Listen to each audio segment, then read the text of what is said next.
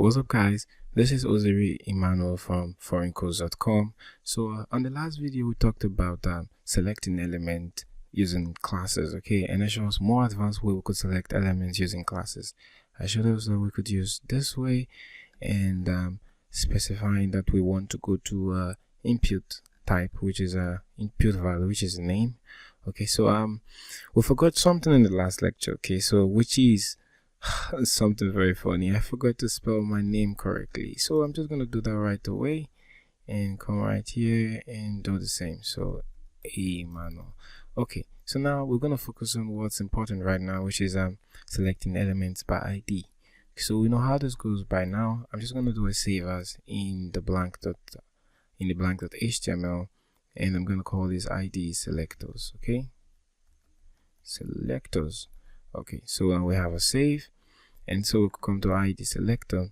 Now a more practical way this works is we have an input, and the input type is text, and we have an ID. Okay, so I'm gonna give the ID, say element, an ID of element. Okay, now so and also a value of some useless text,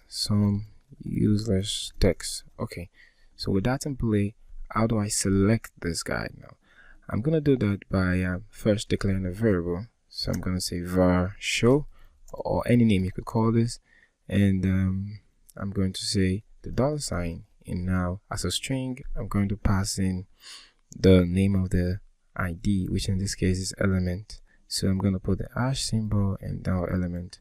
Okay, now so I want to pull value out of this guy right here.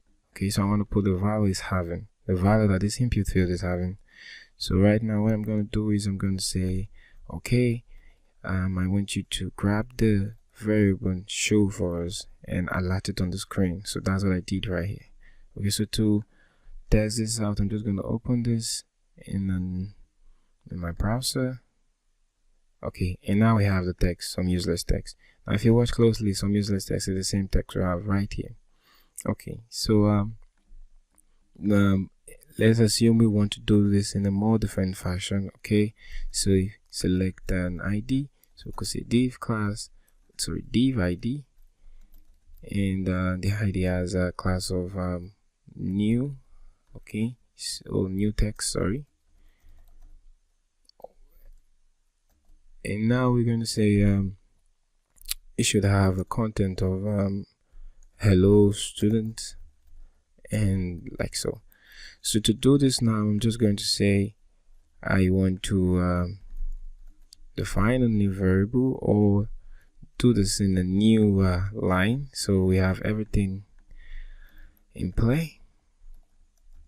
Okay, so now I'm going to say the $, okay, as a string, the name of the variable with a hash symbol. Okay, and let's just hide that. Okay, so if I go back to my code and reload, now we see that the hello is there but not showing. Okay, a more practical way I could do this is I could say fade out. Okay, and I'm gonna give it should I say 300 milliseconds and reload.